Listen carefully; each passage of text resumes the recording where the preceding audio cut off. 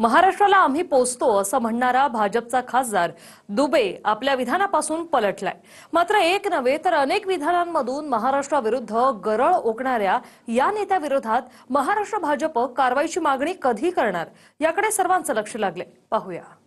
वहां टाटा है, बिरला है, रिलायंस है, कोई महाराष्ट्र में यूनिट नहीं है। हमारे पैसे पर पल रहे हो। महाराष्ट्र का इस देश की इकोनॉमी में बड़ा योगदान है। सब टैक्स पेयर जो है, टाटा यदि बिहार झारखंड नहीं होता, उस वक्त बिहार नहीं होता, टाटा ने तो पहली फैक्ट्री वहीं बनाई। तुम कौन सा टैक्स देते हो? कौन सी इंडस्ट्री है तुम्हारे पास? कि मुंबई जो है या महाराष्ट्र जो टैक्स पे करता है, उस टैक्स पेयर के मनी में हमारा भी योगदान है। महाराष्ट्राकडे आहे काय? तुम्ही कुणाच्या भाकरी तोडता? महाराष्ट्रात कोणतं केंद्र आहे? तुम्ही आमच्या पैशांवर पोसले जाताय। महाराष्ट्राकडे कोणते उद्योग आहेत?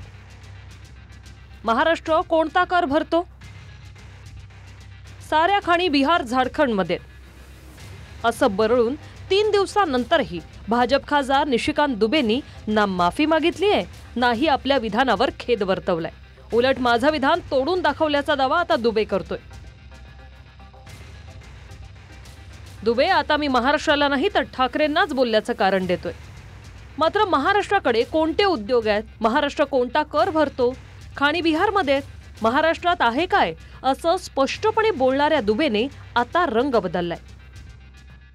देखिए क्या है कि आप क्या कर रहे हो कि मराठी बोलना होगा। आप किसकी रोटी खा रहे हो?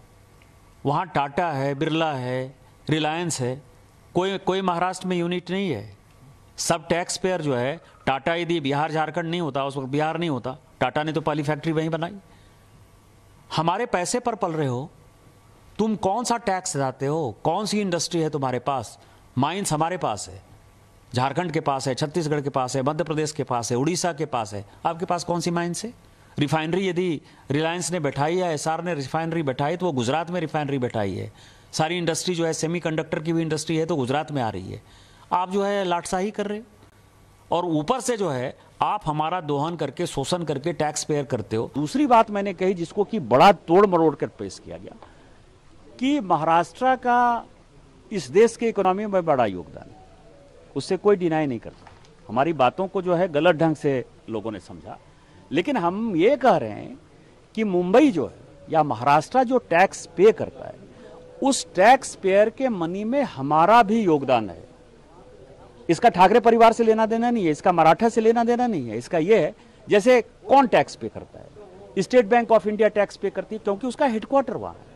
तो स्टेट बैंक ऑफ इंडिया में, जहां मैं सिक्किम में खड़ा हूं, तो सिक्किम के लोग भी तो स्टेट बैंक ऑफ इंडिया में पैसा देते हैं। इनका पैसा भी तो वहां जमा है ना, लेकिन उसका टैक्स का पैसा यदि मिलता है तो वो महाराष्ट्र के खाते में जाता है।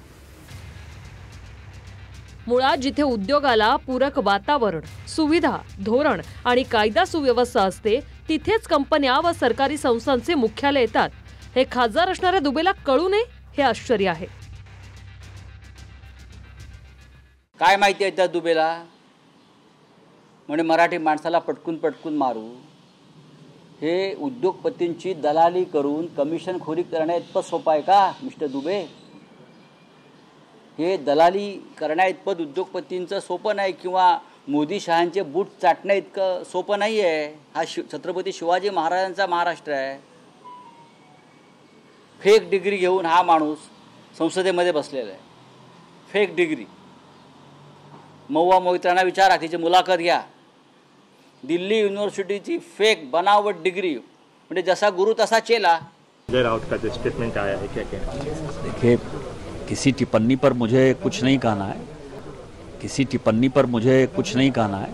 यदि उनमें हिम्मत है, जो मैंने आपको कहा है, यदि उनमें हिम्मत है तो बगल में जो है माहिम इलाके में चले जाएं और माहिम की दरगाह के सामने जो है किसी हिंदी भाषी और उर्दू भाषी को पीट कर दिखा दें, तो मैं मानूंगा कि वो सचमुच जो है बाला साहब ठाकरे जी के जो है वारिस हैं और बाला साहब ठाकरे जी के सिद्धांतों पर चल रहे हैं। हे दुबे, आता ऐकून घे। तू इकडे येऊन हिंदू मुस्लिम लावायची हा प्रयत्न करू नको, आणि तू ज्यांचे पैसे घेऊन हा सगळं लावायचा विचार करत आहे ना, की इकडे तुझे वोट बँकची जे तुझा प्रयत्न चालू आहे वोट बँकसाठी, ते इकडे काही चालणार नाही। इकडे मी स्थानिक आहे आणि इकडे आमचे लोक खूप मराठी बोलतात आणि राजसाहेबांनी जे विषय घेतला आहे ते प्रॉपर घेतलेला आहे आणि बरोबर घेतलेला आहे आणि ते मराठीवरनं घेतलेलं आहे. तर आकडच्या लोकांनी मराठी बोलायलाच लागेल आणि बोलणारच. महाराष्ट्र भाजपपैकी एकाही नेत्यानं दुबेवर कारवाई व्हावी म्हणून हायकमांडकडे मागणी केलेली नाही. मुळात दुबेने महाराष्ट्राचा अपमान केला आहे की नाही यावरूनच महाराष्ट्र भाजपात मतमतांतर आहे. दरम्यान महाराष्ट्र के पास है क्या, तुम हमारे पैसे पर पल रहे हो असं म्हणणारा दुबेच महाराष्ट्राचं खातोय. मुंबईतल्या खार भागात दुबेने आलिशान बंगला भाड्याने दिलाय. त्यातून दुबे दरमहा मोठं भाडं कमावतो. स्वतः दुबेचे 1993 ते 2009 अशी 16 वर्ष मुंबईतल्याच एका कंपनीत तो नोकरीला होता.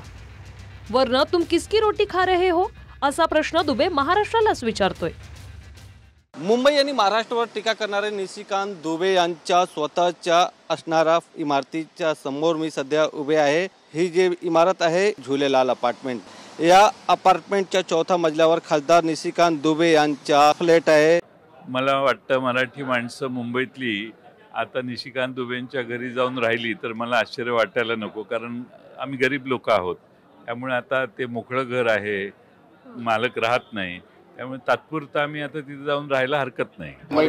मुंबईत घर असेल तर त्या ठिकाणी आमचे शिवसैनिक त्याचा समाचार घेतीलच, परंतु या ठिकाणी सांगायचं की त्यांनी तो ज्या पद्धतीने काम करतो तो मोठे मोठे उद्योग समूहाचा तो दलाल आहे. बोलायला सगळं ठीक आहे, मजा करायला तर मुंबईतच यावं लागतं ना. हा पूर्ण मुद्दा हा बिहार इलेक्शन, मुंबई महानगरपालिकेचे इलेक्शन डोळ्यासमोर ठेवून काढण्यात आलेलं आहे. मराठी विरुद्ध मराठीवाद पेटवायचा आणि आपल्याला निवडणुकांमध्ये फायदा करून घ्यायचा हा एक टाकलेला बीजेपीने ट्रॅप आहे. गेल्या वेळी बिहारच्या निवडणुकीत भाजपनं अभिनेता सुशांतसिंह राजपूतच्या मृत्यूचा मुद्दा केला होता. ना भूले है ना भूलेंगे म्हणून भाजपनं सुशांतसिंहचे स्टिकर छापले होते. मुंबईतल्या एका बिहारी अभिनेत्याचा मृत्यू झाला म्हणून बिहारचं राजकारण तापवलं गेलं होतं. त्या मृत्यूचं पुढे काय झालं याचं उत्तर अद्यापही मिळालेलं नाही. मात्र यावेळीही बिहार निवडणूक तोंडावर आहे. तेव्हा बिहार भाजपनं ना भूले है ना भूलेंगेचा नारा दिला होता. यावेळी भाषेच्या वादावरून भाजपच्या दुबेने महाराष्ट्राबाहेर याल तर पटक पटक के मारेंगे म्हणून धमकी दिली आहे. अमिताभ बच्चन को यदि छोड़ दिया जाए तो उसके बाद यदि वो मुंबई की तरफ रुख करते हैं तो उनको किस तरह से हतोत्साहित किया जाता है, किस तरह से प्रताड़ित किया जाता है और किस तरह से वो आत्महत्या करने के लिए या भीख मांगने के लिए मजबूर हो जाते हैं. और इसका सबसे बड़ा उदाहरण जो है सुशांत सिंडिकेट ने, मुंबई के एक बड़े सिंडिकेट ने, जहां की भाई भतीजावाद हावी है. किसी एक्टर का बेटा ही एक्टर हो सकता है, किसी का भतीजा ही एक्टर हो सकता है.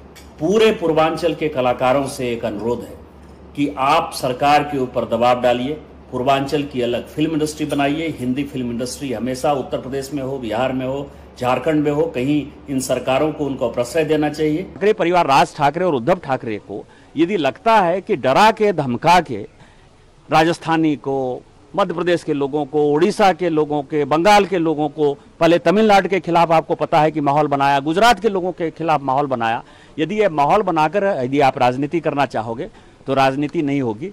और जब आप इन राज्यों में जाओगे, चाहे आप तमिलनाडु में जाओगे, चाहे आप केरल में जाओगे, चाहे आप कर्नाटक में जाओगे, तो वो सब भी जो है आपको पटक पटक के मारेंगे. मैंने ये बात कही और मैं अपनी बात फिर से दोहरा रहा हूं. Bureau report, TV9 Marathi.